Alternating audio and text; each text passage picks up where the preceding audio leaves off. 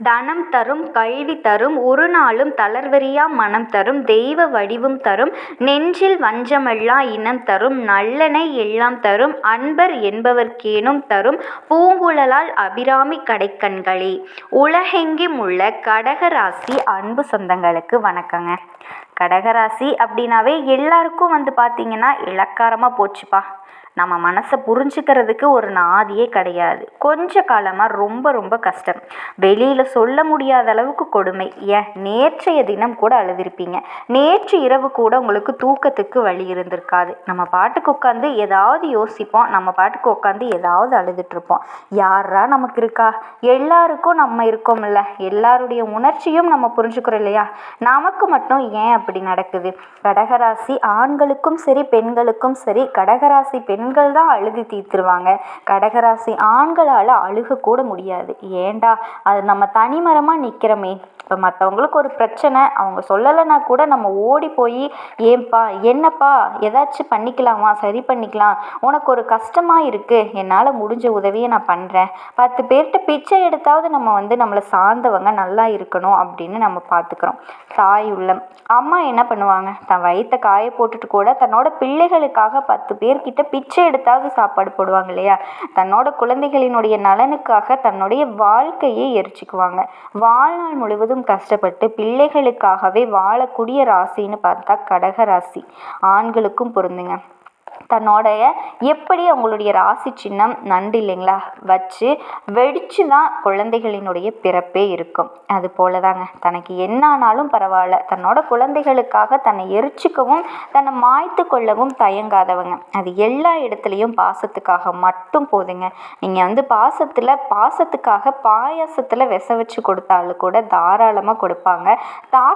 தயக்கப்படலாம் வேண்டாங்க. தைரியமாகவே டைரெக்டாகவே நீங்கள் சொல்லியே கொடுக்கலாம். உனக்கு என்னை ரொம்ப பிடிக்கும், உன் மேலே எனக்கு பாசம் அதிகம், ஆனால் அந்த பாயாசத்தில் நான் விஷம் கலந்துருக்கேன், நீ குடிச்சு செத்து போயிரு அப்படின்னு சொன்னால் கூட தாராளமாக குடிச்சிருவாங்க.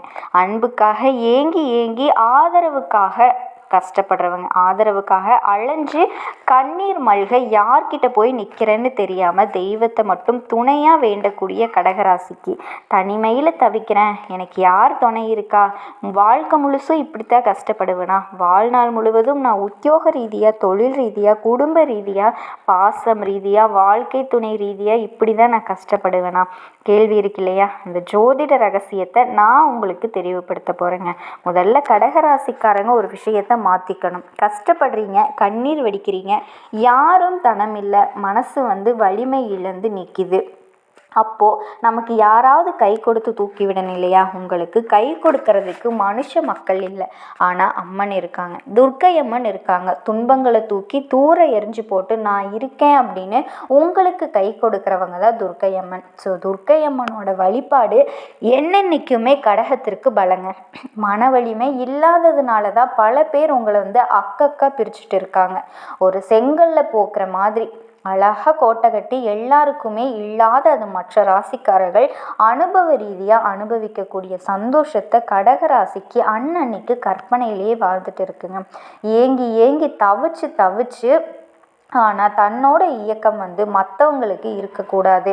நான் கஷ்டப்படுற மாதிரி, நான் பாசத்துக்காக ஏங்குற மாதிரி மற்றவங்க யாரும் ஏங்கக்கூடாது அப்படின்னு பல வகைகளில் நம்ம பாடு வச்சாச்சு அதற்கு பலன் வேணும் இல்லையா? நமக்கு ஒன்றும் தகுதி தராதரம் இல்லாமல் இல்லை, நம்மளை எல்லாரும் சந்தோஷமாக இருக்காங்க, அதில் ஒரு 100% பேராவது நல்லா இருக்கணும் இல்லையா? அதற்கான வழி வேணும் இல்லை?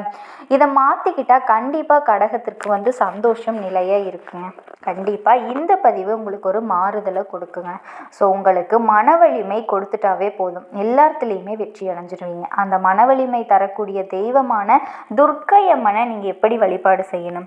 ஒவ்வொரு வெள்ளிக்கிழமையும் ராகு கால வேளையில் துர்க்கையுடைய சன்னதிக்கு போயிட்டு எலுமிச்சை பழத்தால் தெரியும் இல்லையா, அந்த விளக்கேற்றி நல்லெண்ணெய் பயன்படுத்தினாலும் சரி, தூய பசுநெய் பயன்படுத்தினாலும் சரி, ஆனால் விளக்கேற்றி மண்டியிட்டு வழிபாடு செய்யுங்க.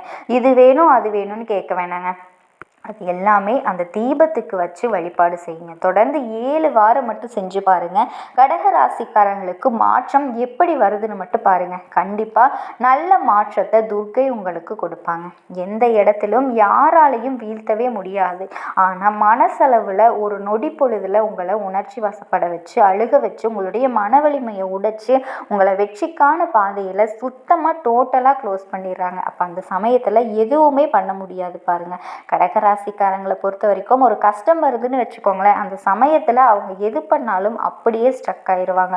ஓன்னு அழுதுட்டு சட்டுன்னு பிரிக்கணும் அப்படின்னு சொல்லி படுத்துருவாங்க. தூங்கக்கூடிய பழக்கம், அதாவது சோகம் வந்துச்சு அப்படின்னா இவங்களுக்கு தூக்கம் வந்துடும்.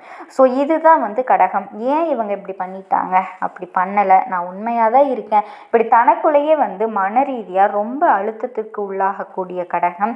சந்திரன் ஆட்சி, எல்லாருடைய மனநிலையையும் ஆளக்கூடியவர் அவர் தான். ஆனால் அவர் இந்த இடங்களில் பாதிக்கிறப்ப கடகமாக நிற்குதுங்க. சந்திரனுடைய வலிமை சரியாக இருந்துட்டால் கடகம் வெற்றியை அடிக்கடி பார்க்க முடியும். இப்போ இந்த பதிவில் உங்கள் மனசில் என்னென்ன கேள்விகள் இருக்கோ அதை நான் விளக்கி சொல்கிறேங்க. கடகராசியை பொறுத்த வரைக்கும் நம்ம ஏன் இந்த மாதிரி கரெக்டில் இருக்கோம்? ஏன் நம்மளால் மற்றவங்கள போல சுயநலமாக சிந்திக்க முடியல, செயல்பட முடியல? ஆனால் நம்ம எல்லாரும் சுயநலவாதிகள்னு சொல்கிறாங்க, கஷ்டப்படுறோன்னு சொல்கிறாங்க. நம்மளை பார்த்து ஏன் மற்றவங்க பொறாமப்படுறாங்க? இதுக்கு எல்லாமே கேள்வி இருக்கு இல்லையா? அதை நான் விளக்கமாக சொல்கிறேன், கேட்டுக்கோங்க.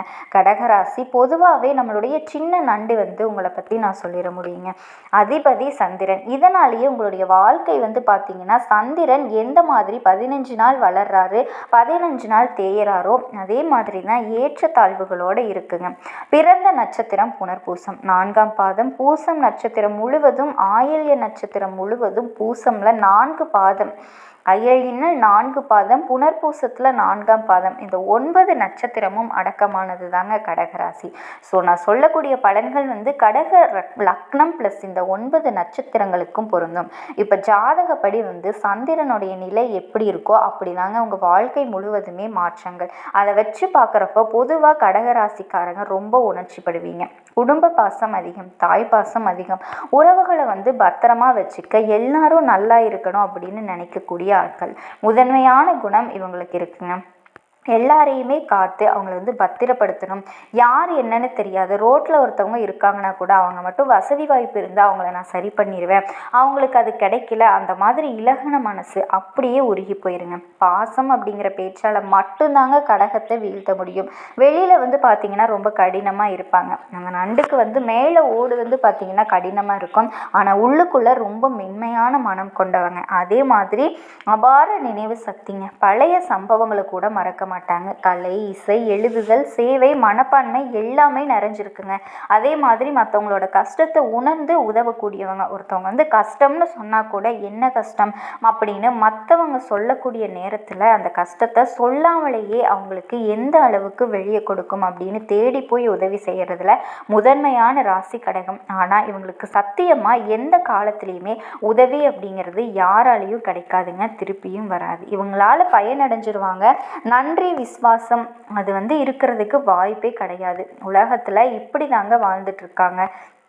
அதை நினச்சி ஏங்கிறதுமே உங்களுக்கு பலவீனம் தான்.